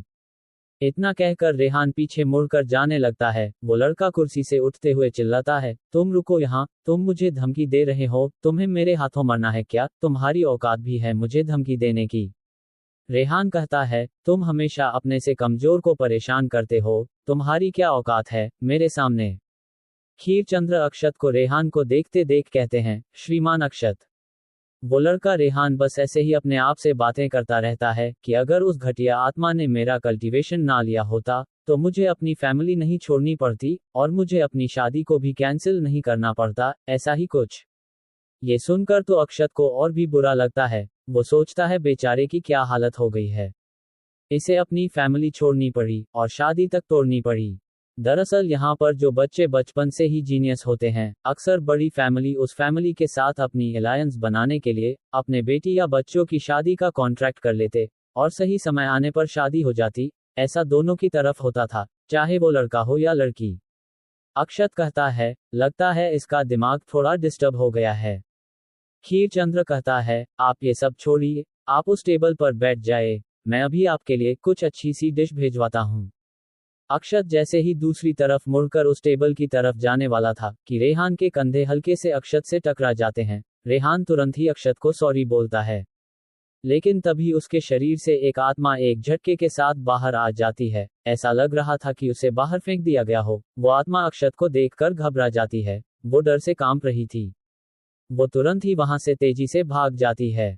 उसके जाते ही रेहान को महसूस होता है कि जिस आत्मा ने उसके शरीर पर कब्जा किया था वो अब जा चुका है। उसके शरीर जो थोड़ा अकड़ा हुआ था वो खत्म हो चुका है। यूज बहुत फ्री महसूस हो रहा था। वो ये देखकर खुश हो जाता है। इसी के साथ वो चिल्लाता है, मैं वापस से सही हो गया, भगवान मेरे साथ है, अब मुझे ऐसे काम नहीं करना होगा। ये कहते हुए उसके आंखों और नाक से पानी आ रहा था। अक्षत सामने यह नजारा देख रहा था। वो तो समझने की कोशिश कर रहा था कि अभी अभी ये लड़का खुश होकर हंस रहा था, फिर यह अचानक से रोने क्यों लगा। वो सोचता है, लगता है ये बहुत उदास है, मुझे इसकी मदद करनी चाहिए। कुछ दुनिया की शब्द बोलूंगा जो मैंने अपने यहाँ कई बड़े बड़े साधु संतों को बोलते देखा है। वो रेहान को उठाता है। रेहान अक्षत को देखता है और फिर सोचता है वह आत्मा मेरे इनसे टक्कर से डर कर चली गई। इसका मतलब यह जरूर कोई बहुत बड़े पावरफुल पर्सन है। इन्होंने मुझे परेशानी में देखा होगा तो मेरी मदद की। वो तुरंत ही घुटने पर आते हुए अपना सिर जमीन पर पटकते हुए तेज आवाज में कहता है, आपका बहुत बहुत धन्यवाद सर। मैं यह आपका एहसान कभी नहीं भूलूंगा, आप बहुत अच्छे हैं। अक्षत तो उसे अपने सामने ऐसा करते देख चौंक कर 2 कदम पीछे चला जाता है। उसे तो समझ नहीं आया कि इस लड़के को आखिर हो क्या गया है, जो यह अपना सिर जमीन पर पटक रहा है। कहीं यह पागल तो नहीं हो गया है, या फिर इसने कोई सस्ते नशे तो ना कर लिए। हो सकता है कि इसका दिमाग पूरा खराब हो गया हो। रेहान अब भी अक्षत को थैंक यू किए जा रहा था तो अक्षत कहता है, अरे मैं तो बस तुम्हारी मदद करने की कोशिश कर रहा था। तुम ऐसे क्यों कर रहे हो? तुम्हें मेरे सामने ऐसे से झुकने की जरूरत नहीं है। क्या तुम ठीक हो? चलो अब उठ भी जाओ। इतना कहकर अक्षत तो अपना हाथ आगे कर देता है। रेहान अपना सिर ऊपर करता है। वो देखता है कि सामने खड़ा पर्सन बड़े ही प्यार से अपने हाथ उसकी तरफ फैलाए हुए है, मानो वो ये कह रहा हो कि कोई बात नहीं, तुम्हें पूरी दुनिया ने छोड़ दिया है तो क्या हुआ, मैं तुम्हारे साथ हूँ, मैं तुम्हें नहीं छोड़ूंगा, एक बार तुम मेरा हाथ तो थामो। ये देखकर तो उसकी आंखों से नदियां बहने लगी। अक्षत तो अब उसे घबरा कर देखने लगता है। वो कहता है, क्या हुआ, मैंने कुछ गलत कर दिया क्या? रेहान अपने आंसू पोंछते हुए कहता है, नहीं, आप बहुत अच्छे हैं। अक्षत के चेहरे पर स्माइल आ जाती है। ये देखकर तो रेहान को ऐसा लगा कि कोई उसे मिल गया है जो उसका साथ दे रहा है। उसकी मुस्कान तो किसी देवता से कम नहीं है, जिसमें दुनिया की खुशी छुपी हुई है और कुछ रहस्य भी। रेहान अक्षत का हाथ पकड़ लेता है और उसके सहारे उठने लगता है। 17 रेहान वीज अजय। रेहान जब उठ रहा था तो उसे महसूस हुआ कि कुछ तो गड़बड़ है यहाँ पर। तभी वो समझ जाता है कि क्या गड़बड़ है। वो सोचता है, क्या इन महान व्यक्ति के अंदर कोई भी कल्टीवेशन नहीं है? ऐसा कैसे हो सकता है? तभी उसके दिमाग में आता है, नहीं, ऐसा हो ही नहीं सकता। जरूर ये महान व्यक्ति बहुत पावरफुल है कि मैं इनका कल्टीवेशन ही सेंस नहीं कर पा रहा हूँ। मुझे इनके साथ हो जाना चाहिए। ऐसे लोग कहाँ बार बार मिलते हैं। तभी वो लड़का आता है जो कि रेहान को परेशान कर रहा था। वो एक हंसी के साथ कहता है, कचरा कचरा ही होता है, आप उसकी मदद क्यों कर रहे हो? तुम उसकी मदद करके अपना सम्मान नीचे क्यों गिरा रहे हो? कहीं तुम भी कोई कचरा तो नहीं? इतना कहकर वो जोर जोर से हंसने लगता है। ये सुनकर तो रेहान को गुस्सा आ जाता है। उसने उसकी इंसल्ट की कोई बात नहीं, पर वो ऐसे किसी दूसरे को कैसे इसमें इन्वॉल्व कर सकता है? और इसने उसकी इंसल्ट जिसने की उसकी मदद की, ये तो उसके ईगो पर आ गई थी। रेहान गुस्से से कहता है, अजय, तुम मेरी इंसल्ट कर सकते हो लेकिन इनकी नहीं। अजय एक शैतानी हंसी के साथ कहता है, अब मुझे एक कुत्ता समझाएगा कि मुझे क्या करना चाहिए और क्या नहीं। तुम दोनों कचरा हो, कचरा। तुम आखिर मेरा क्या ही कर लोगे? तुम्हारी अब वो औकात मेरे सामने नहीं है जिस पर तुम इतनी बड़ी बड़ी बातें कर रहे हो। तभी अक्षत रेहान के कंधे पर हाथ रखते हुए कहता है, तुम शांत हो जाओ, ऐसे गुस्सा मत करो। पहले तुम्हें अपने हाथ में लगी चोट के बारे में सोचना चाहिए, इसमें से खून बह रहा है। ये चोट रेहान को ग्लास के से लग गई थी जब वो सफाई कर रहा था। उस समय वो काफी गुस्से में था तो उसका इस पर ध्यान ही नहीं गया, लेकिन अब जब वो इसे देख रहा है तो ये चोट उसे काफी दर्द दे रही थी। अक्षत तो उसे एक पिल निकाल कर देता है और कहता है, इसे खा लो, शायद इससे तुम्हें कुछ आराम मिल जाए और ये खून बहना भी बंद हो जाए। रेहान सोचता है, मुझे एक महान पसंद से यही उम्मीद थी कि वो इन छोटे मोटे झगड़ों में पड़ते ही नहीं है। उनके लिए तो ये सब सिर्फ 2 चींटियों में हो रही लड़ाई है बस। रेहान वो पिल देखता है। वह पिल काले रंग की काफी मामूली सी दिख रही थी। उसमें तो एनर्जी का एक कतरा तक उसे महसूस नहीं हुआ और वो देखने में बहुत ही भद्दी थी। मतलब उसे कोई खाना ही नहीं चाहेगा, उसको देखकर ही किसी को उल्टी आ जाए। लेकिन रेहान को अक्षत पर भरोसा हो गया था। आखिर उसने उसकी पहले भी तो मदद की थी। वो जैसे उस पिल को अक्षत से लेता है वैसे ही वो अपने घुटने पर आ जाता है। उसे घुटने पर फिर से आता देख अक्षत चौंक जाता है। उसे नहीं लगा था कि कोई सिर्फ एक मामूली सी पिल देने पर उसका ऐसे धन्यवाद करेगा। अक्षत कुछ भी सोचे, लेकिन बात तो ये थी कि यह पिल इतनी भारी थी कि रेहान तो उसका वजन ही नहीं संभाल पा रहा था और वो नीचे बैठ गया। यूज नहीं लगा था कि ये एक मामूली सी भद्दी दिखने वाली पिल में इतना वजन होगा कि वो उसे उठा ही नहीं पाएगा। वो अक्षत को बड़े ही हैरानी से देख रहा था। उसे तो हैरानी इस बात की हो रही थी कि सामने खड़ा व्यक्ति उसे ऐसे लिए हुए था मानो कि वो एक चींटी से भी हल्की हो। वो अब उसे निगलने में देर नहीं करता और जैसे ही वो पिल उसके शरीर में घुलना शुरू करती है, उसके अंदर अपार शक्ति का अनुभव होता है। ऐसा लग रहा था कि उसके शरीर में एनर्जी की सुनामी आ गई हो, जो उफान मार रही हो। वो अब उस एनर्जी को अपनी बॉडी में दबा ही नहीं पा रहा था। उसे अब ऐसा लगने लगता है कि उसकी बॉडी अब फटने वाली है। वो सोचने लगता है कि आज एक महान व्यक्ति ने उसकी मदद की, लेकिन वो उनकी मदद को संभाल ही नहीं पाया, और अब वो इस प्रकार से मरने वाला है।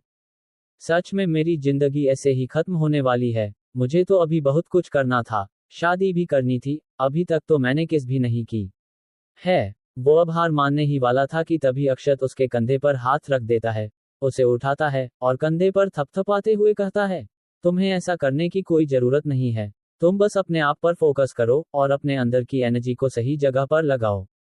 अक्षत के ऐसा करने से वह एनर्जी की सुनामी बैलेंस हो जाती है। अक्षत के कहने का कुछ और मतलब था, लेकिन रेहान को समझ आया कि वो उसे गाइडेंस दे रहे हैं। वो अब अपनी अंदर की उस एनर्जी पर फोकस करके उसे अपने बॉडी में सर्कुलेट करने लगता है, तो उसे अक्षत के कहने का पूरा मतलब समझ आ जाता है।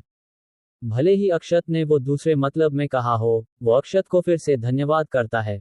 उसे अब अक्षत पर पूरा भरोसा हो गया था। उसका तो मन कर रहा था कि वो अक्षत के पांव धोकर उसे पी ले। रेहान अब अजय की तरफ गुस्से से देखते हुए चिल्लाता है, मैंने तुम्हें सालों पहले एक बार हराया था और आज मैं फिर से तुम्हें हारने वाला हूं, तो तैयार हो जाओ, तुम हमेशा मेरे नीचे ही रहोगे। ये सुनकर तो अजय को गुस्सा आ जाता है। वहां जो लोग इन दोनों को झगड़ा करते देख रहे थे, वो बातें करना शुरू करते हैं। अरे रेहान कहीं पागल तो नहीं हो गया है? अरे तुम पहले स्ट्रांग थे, लेकिन अब नहीं, तुम अजय का सामना ही नहीं कर पाओगे। वो अब मार्शल लेवल 3 के शीर्ष पर है और तुमने तो अपना कल्टीवेशन ही खो दिया लगता है। ये सच में पागल ही हो गया है। अभी देखना कैसे इसकी सारी अकड़ चली जाती है, जब इसे अजय से मुंह की खानी होगी। अजय एक मुट्ठी कसते हुए आगे बढ़ने लगता है। उसके ऐसे आगे बढ़ने से ऐसा लग रहा था कि जैसे कोई शेर अपने शिकार पर हमला कर रहा हो। उसके पंच में एनर्जी कंडेंस हो रही थी। रेहान भी पीछे नहीं था, उसने भी अपनी मुट्ठी बनाई और उसके मुट्ठी पर दे मारी। कुछ टूटने की आवाज के साथ अजय उड़ता हुआ जा दीवार से टकरा गया। उसके टकराने से दीवार पर उसकी आकृति बन गई थी। वो अब जोर से चिल्लाने लगता है, मेरा हाथ, मेरा हाथ। उसके हाथ की सारी हड्डी टूट चुकी है। रेहान की तो अपने पावर पर यकीन ही नहीं हो रहा था कि यह उसने अभी अभी किया है। सभी लोग तो उसकी यह पावर देखकर जम से गए थे। उन्हें तो यकीन नहीं हुआ कि वो लड़का जिसकी कल्टीवेशन जा चुकी थी, वो फिर से उतना पावरफुल बन गया। जो लोग अब तक उसका मजाक बना रहे थे, वो अब ये कह रहे थे, मुझे पता था इस लड़के में जरूर कुछ न कुछ तो बात है। रेहान तो अब अक्षत के सामने फिर से अपना सर पटकते हुए धन्यवाद करने लगता है। अक्षत तो बार बार उसे ऐसा करते देखा अजीब सा फेस बना देता है। रेहान अक्षत से कहता है, प्लीज मुझे आप अपना स्टूडेंट बना लीजिए। ये सुनकर अक्षत कहता है, हे बच्चे, कहीं तुम्हारा दिमाग खराब तो नहीं हो गया है? उसमें कहीं चोट तो नहीं लग गई है, जो तुम ऐसी बहकी बहकी बातें कर रहे हो? मैं एक मामूली इंसान हूँ, कोई कल्टीवेटर नहीं, जो तुम मुझे अपना टीचर बनना चाहते हो। ये सुनकर तो रेहान को एक बड़ा झटका लगता है। उसने तो ये उम्मीद ही नहीं की थी। वो सोचता है, क्या ये महान व्यक्ति अपने आप को एक मामूली इंसान बता रहे हैं? क्या ये अपने आप को लो प्रोफाइल रखना चाहते हैं? इस स्थिति में मैं इनको ऐसा कुछ करने को नहीं कह सकता हूँ। तभी खीर चंद्र अक्षत के पास आकर कहता है, अरे श्रीमान अक्षत, चलिए हमने कुछ नई डिश तैयार की है, उसे ट्राई कर लीजिए। रेहान अपना सिर झुकाते मुस्कुराते हुए सोचता है, अक्षत सर, आज से आप ही मेरे टीचर है। आपने जो मेरी मदद की है, मैं उसे हमेशा याद रखूंगा। इस एहसान को तो मैं चुका नहीं सकता, लेकिन मैं हमेशा आपकी तरफ रहूंगा, चाहे जो हो जाए। इतना सोचकर वो वहां से जाने लगता है। अब उसके अंदर एक अलग ही कॉन्फिडेंस था। वो सोचता है, अब चलकर अपनी फैमिली में माँ और पिताजी से मिल लूं, वैसे भी उनसे मिले मुझे काफी समय हो गया है। वो अब जाने लगता है। उसके सामने ही बेचारा अजय दर्द से कहर रहा था। अजय उसे देखकर डर रहा था। उसके अंदर दर्द दिल में बैठ चुका था रेहान से। रेहान एक नज़र उसको देखकर वहां से चला जाता है। वो रास्ते में था। वो सोचने लगता है कि 2 साल पहले वो एक बार बीस्ट हंटिंग के लिए जंगल गया था। वहां उसे एक गुफा मिली तो वो बिना कुछ जाने समझे उस गुफा में चला गया। वहां उसने कई लाश देखी, जो कि सभी कंकाल में बदल चुकी थी, और तभी उसकी नज़र एक कंकाल पर पड़ी, जिसके हाथ में एक स्टोरेज रिंग था। तो उसने सोचा, क्यों ना वो स्टोरेज रिंग ले लिया जाए, शायद उसमें उसे कोई खजाना या टेक्निक मिल सकती है, जिससे वो अपनी कल्टीवेशन को और बढ़ा लेगा। वो जैसे ही उस स्टोरेज रिंग लेने के लिए उसे टच किया, तभी एक आत्मा निकलकर उसके शरीर में घुस गए, जो उसकी बॉडी पर कब्जा करने लगी। लेकिन रेहान की आत्मा भी कमजोर नहीं थी, तो वो आत्मा रेहान की आत्मा को बाहर निकालकर उसकी बॉडी पर कब्जा नहीं कर सकी। लेकिन वो उसके कल्टीवेशन को घटाने लगी, जिसकी वजह से उसका कल्टीवेशन चला गया। और जब मिश्रा फैमिली में सबको पता चला कि उसकी कल्टीवेशन खत्म हो चुकी है, तो उसे कोई भी ढंग से ट्रीट नहीं करता था, बस उसके माँ पिताजी को छोड़कर। जब उसकी कल्टीवेशन घट गई थी, तो उसने अपनी शादी के कॉन्ट्रैक्ट को भी खत्म कर दिया।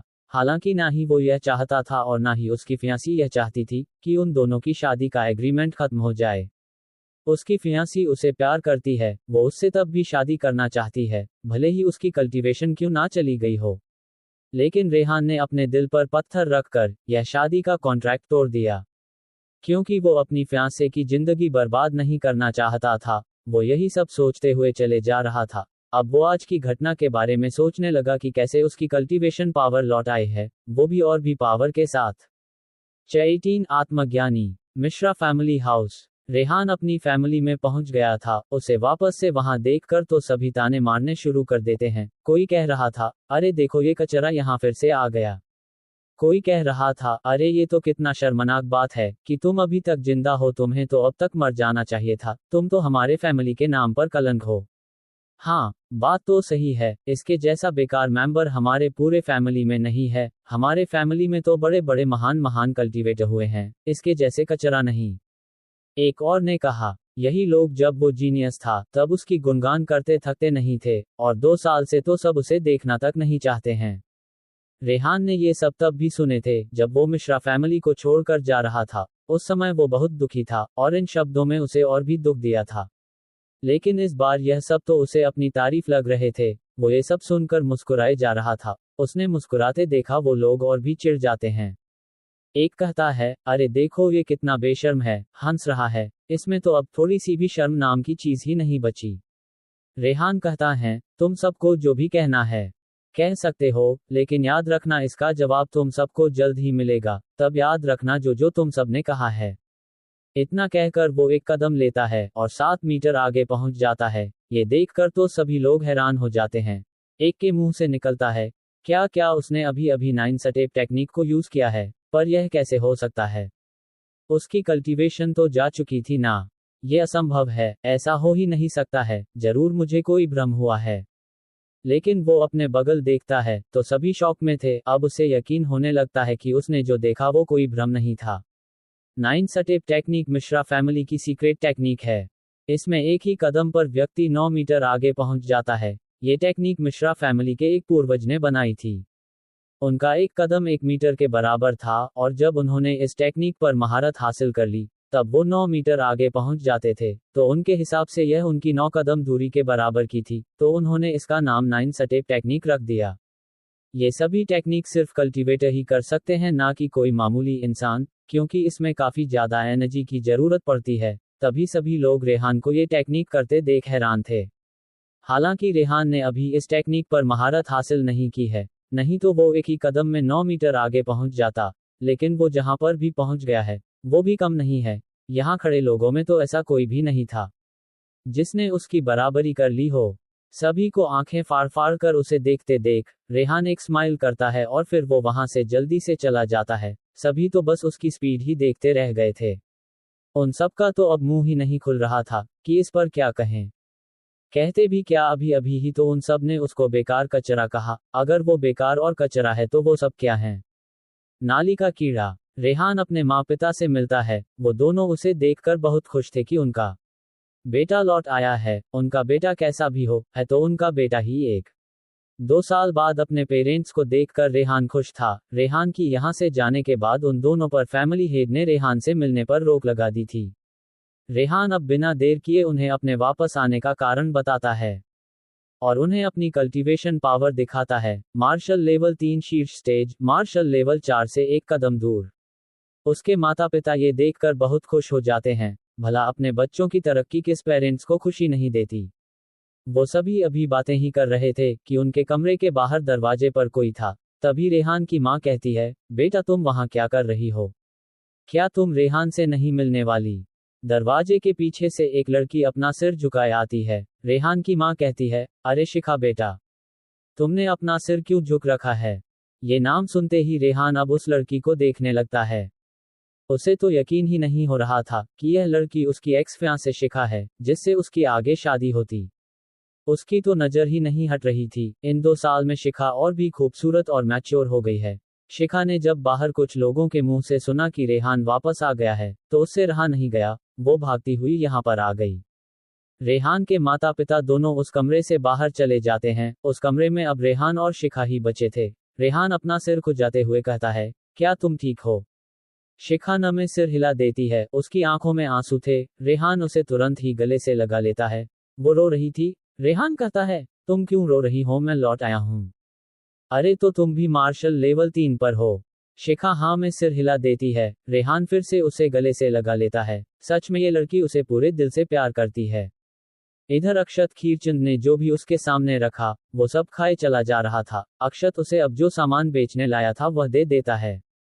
खीरचंद हिसाब करके उसे पैसे दे देता है और कहता है, वैसे श्रीमान अक्षत, अब आपका आगे का क्या विचार है। अक्षत कहता है, सोच रहा हूं कि जाकर किसी एकेडमी में एडमिशन ले लूं, वहां जाकर कुछ प्रैक्टिस करूंगा तो शायद मैं भी कल्टीवेटर बन जाऊंगा।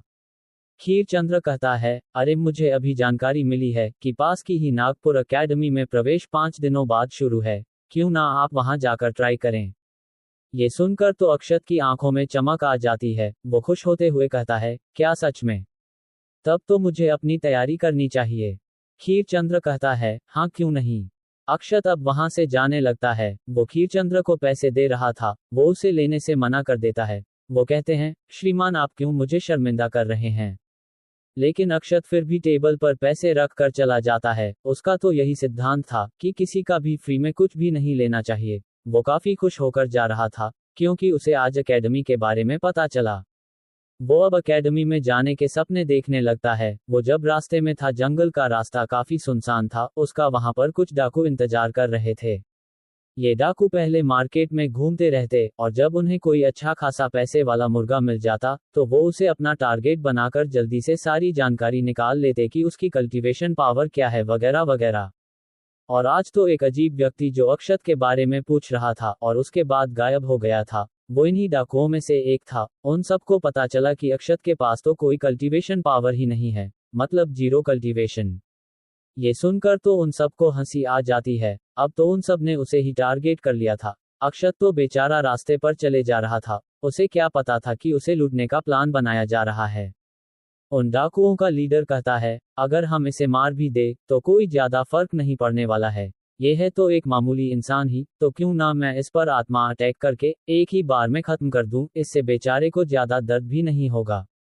सभी लीडर की बातों में हाँ मिलाते हैं। उनका लीडर उनके ग्रुप में सबसे पावरफुल था। वो एक आत्मज्ञानी या कहें आत्मज्ञ था। आत्मज्ञानी वो लोग होते हैं जो आत्मा कल्टीवेशन को तो करते हैं, लेकिन आत्मिक क्षेत्र बढ़ाने की बजाय वो एक दूसरा अलग रास्ता चुनते हैं। वो अपनी आत्मा को कल्टीवेट करना शुरू करते हैं। आत्मज्ञानियों को यहाँ अच्छी नज़र से नहीं देखा जाता है, क्योंकि ये लोग बहुत ही क्रूर होते हैं। उनकी बॉडी के मरने पर भी उनकी आत्मा सुरक्षित रहती है, तो फिर यह किसी दूसरे व्यक्ति के शरीर में घुस जाते हैं और उसकी आत्मा को या तो बाहर कर देते हैं या फिर उसे खत्म करके अपने अंदर ही सोख लेते हैं। ऐसा ही रेहान के साथ भी था। वो जो आत्मा थी वह भी किसी आत्मज्ञानी की आत्मा थी, जिसने कि रेहान के शरीर पर कब्जा करने की कोशिश की। हालांकि रेहान की आत्मा कमजोर न होने के कारण वो उसे ना निकल पाई, नहीं तो रेहान कब का मर चुका होता। ये तरीका बहुत ही नीच माना जाता है और ये लोग आत्मा अटैक करने में माहिर होते हैं। मतलब कि यह अपने शरीर से अपनी आत्मा बाहर निकाल सकते हैं और फिर उस आत्मा के जरिए वो अपने दुश्मन पर हमला करके उसकी आत्मा को मार देते हैं। और ऐसे किसी को पता भी नहीं चलता कि आखिर सामने व्यक्ति की मौत कैसी हो गई। आत्मा को वैसे भी कोई देख नहीं सकता था, बस कुछ पावरफुल कल्टीवेटरों को छोड़कर। वो लीडर कहता है, ठीक है, तुम लोग मेरी बॉडी को देखभाल करना, मैं अभी उसे खत्म कर देता हूँ। इतना कहकर वो वहां बैठ जाता है और अपनी आत्मा निकालकर अक्षत की तरफ बढ़ जाता है। वो अक्षत को देखकर कहता है, अब तो तू गया। इतना कहकर वो उसके शरीर में घुस जाता है। वो जैसे ही घुसता है तो वो कुछ देख नहीं पाता, लेकिन जैसे ही उसे दिखाई देना शुरू होती है तो उसकी तो आत्मा ही काम जाती है। 19 लीडर मारा गया।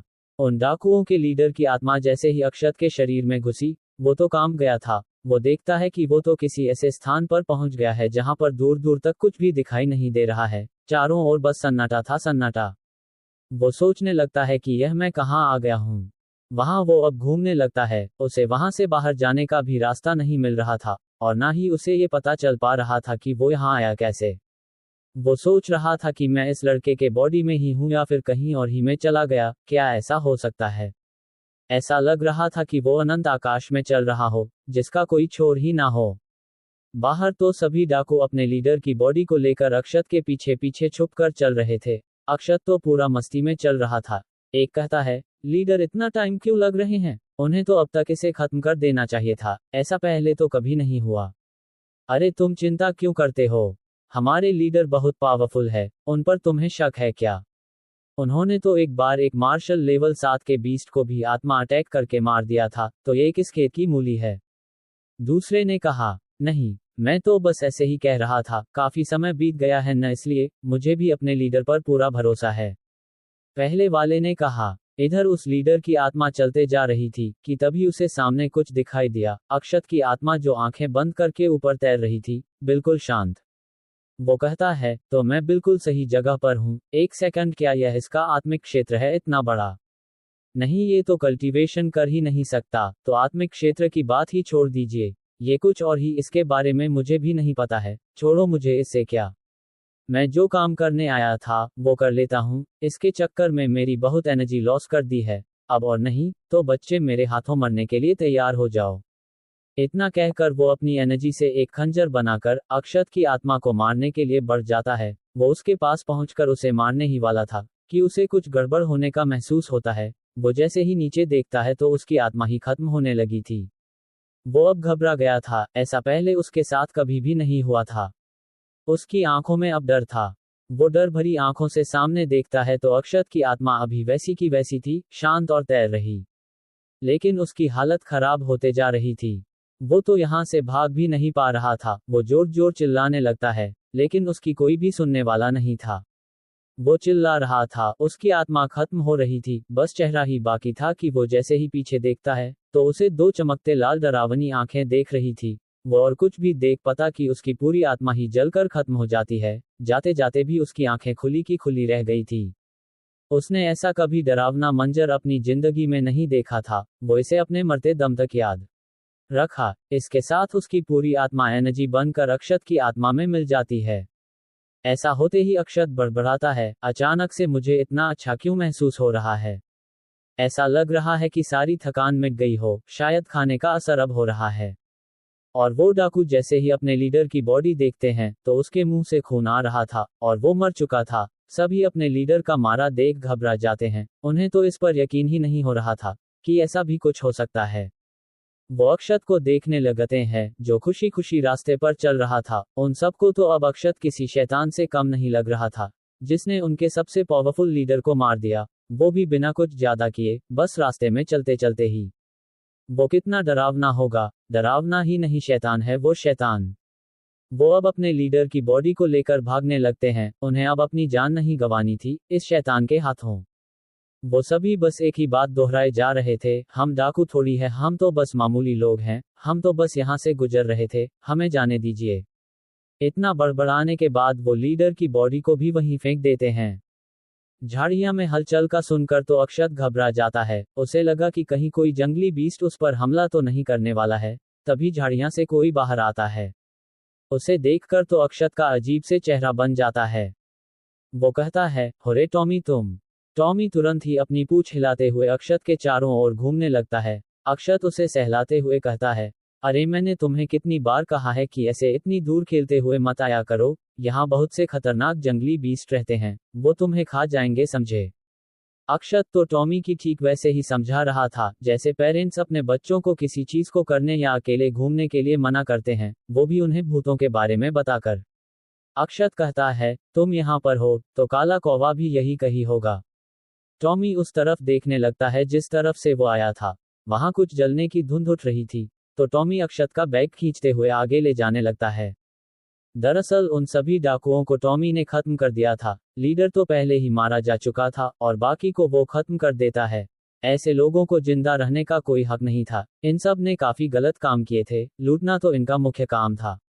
और सबसे बड़ी गलती तो इन सब ने ये कर दी कि उसके मास्टर को ये सब मारने और लूटने वाले थे। अरे सोचा भी कैसे। यही सब सोचकर टॉमी ने उन सबको एक ही झटके में खत्म कर दिया, और उन सबका ठिकाना काला कौवा लगा रहा था, उन्हें राख बनाकर। वो अपनी गोल्डन फ्लेम की मदद से उन्हें जलाकर राख कर देता है, और इसी का धुंध वहां पर उठ रहा था। तभी काला कौवा भी कांव कांव करते हुए आकर अक्षत की कंधे पर बैठ जाता है, और अपने सिर को अक्षत के गर्दन से रगड़ने लगता है, मानो वो अपना प्यार अक्षत को दिखा रहा हो। अक्षत कहता है, हाँ हाँ बस बस, चलो घर सब, आज मैं तुम दोनों के लिए बहुत सारे खाने का सामान लेकर आया हूँ। तभी काला कौवा एक स्टोरेज रिंग अक्षत को दे देता है। ये स्टोरेज रिंग उसे उस लीडर के हाथों में मिली थी। अक्षत वो स्टोरेज रिंग को देखने लगता है और कहता है, ये तो काफी अच्छी लग रही है, चलो मैं इसे अपने नाम पर कर लेता हूँ। किसी स्टोरेज रिंग में अंदर देखने की या फिर उसका मालिक बनने के लिए उस पर अपनी एक बूंद खून डालना पड़ता है। इसके बाद आप उसके मालिक बन जाते हैं, और इस पर से पुराने मालिक का स्वामित्व हट जाता है।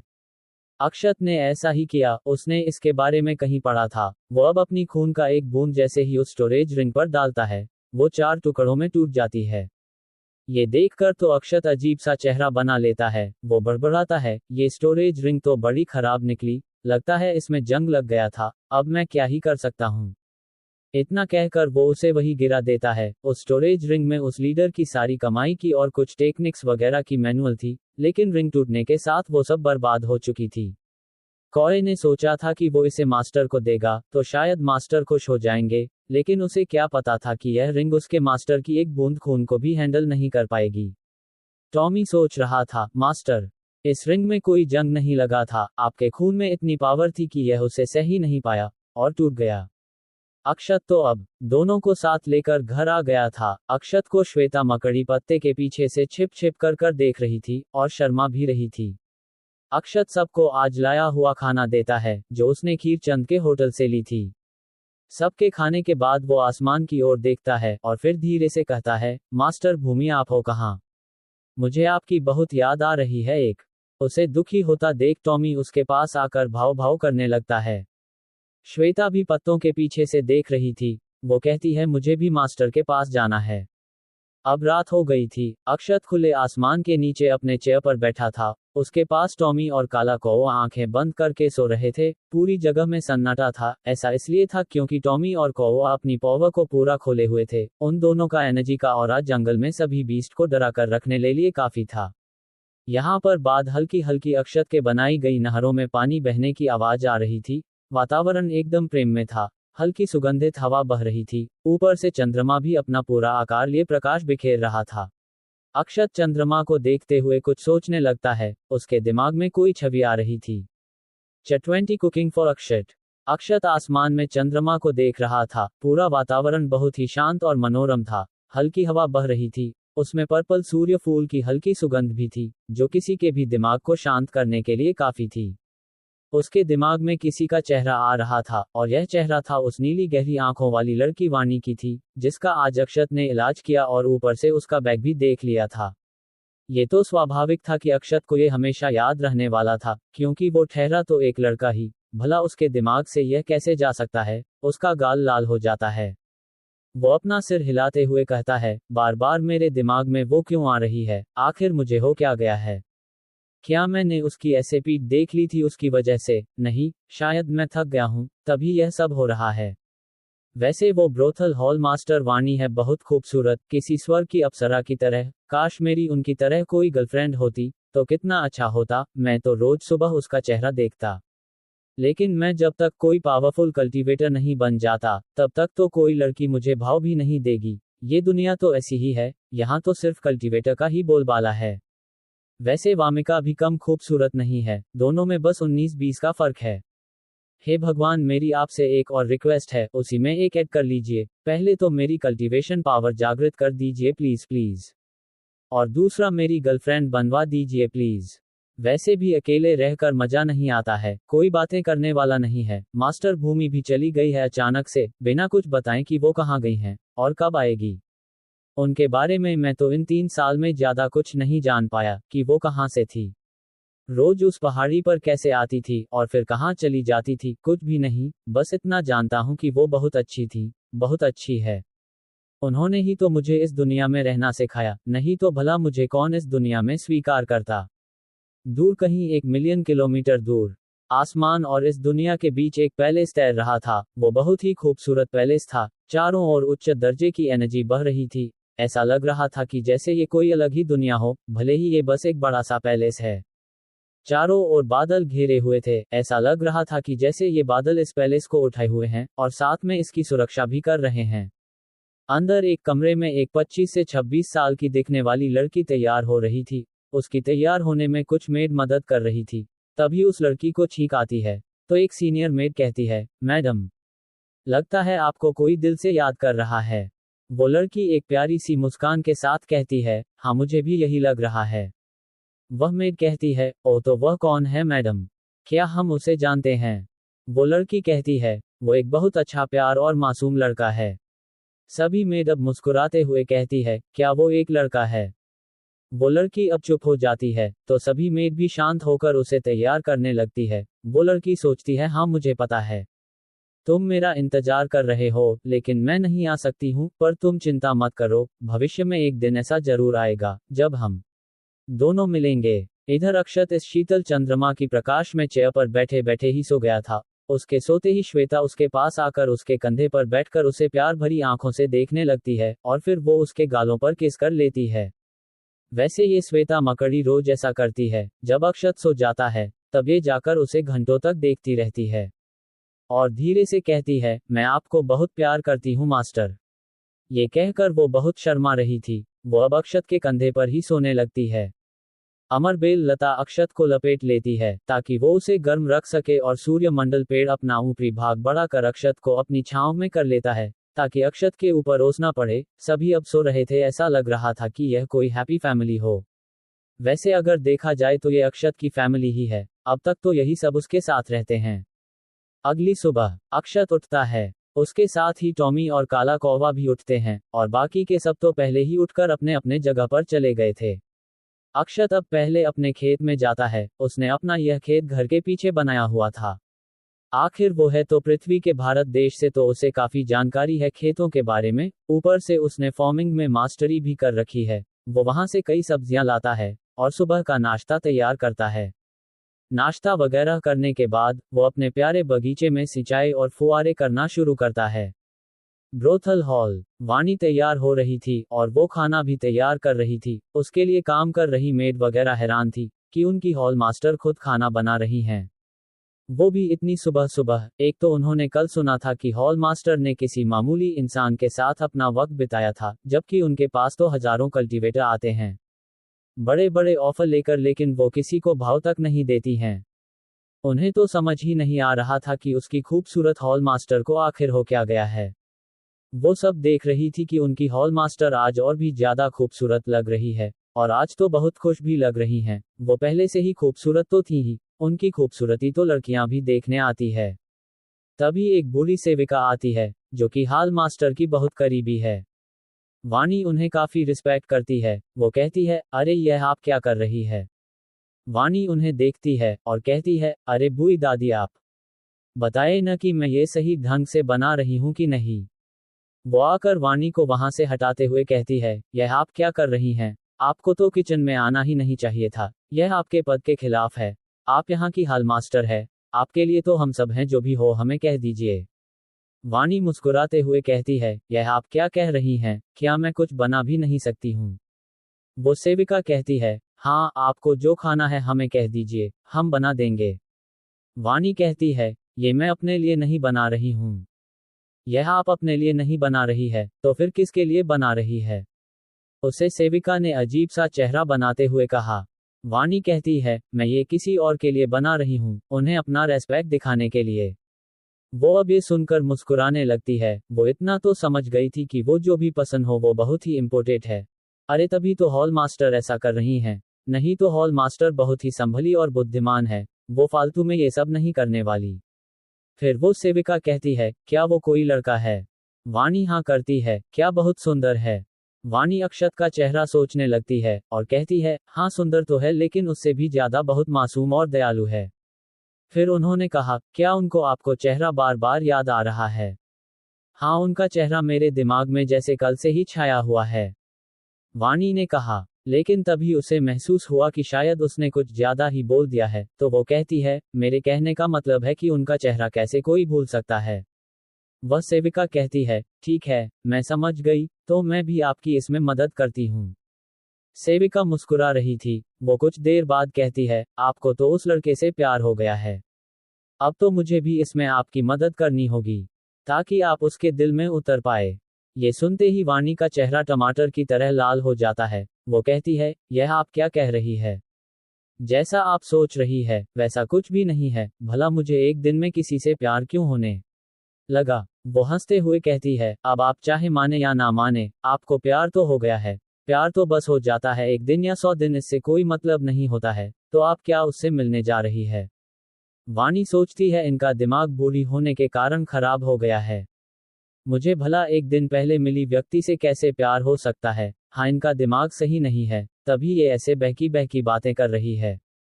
वाणी कहती है, हाँ जा रही हूँ, इसलिए सोचा कि उनके लिए कुछ बना कर ले चलूं, हो सकता है यह उनको पसंद आए। हाँ अच्छी बात है, वैसे भी हर व्यक्ति का दिल का रास्ता पेट से होकर जाता है। सेविका ने कहा। वाणी वो पैक हुआ खाना लेती है और वहां से जाने लगती है। वो सोच रही थी कि मैं यहाँ जितना समय रहूंगी ये दादी मुझे उतना ही तंग करती रहेंगी। वाणी जब बाहर आ रही थी किचन से, तो सभी उसे देख देख कर बातें कर रही थी। अरे हाल मास्टर खुद किसी के लिए खाना बना कर ले जा रही हैं, वो लड़का कितना लकी होगा। वाणी ये सुन लेती है। वो बस अपनी एनर्जी की एक लहर छोड़ती है, तो सभी के दिमाग के परखच्चे उड़ जाते हैं। सभी एकदम चुप। वाणी सोचने लगती है, मेरे खाना ले जाने से वो लकी नहीं है। लकी तो मैं हूं जो उनसे मिल पाए और उन्होंने मेरा इलाज किया, नहीं तो अब भी मैं हर रात उसे जहर की वजह से दर्द में होती है। वो यही सब सोचते हुए वहां से निकल जाती है।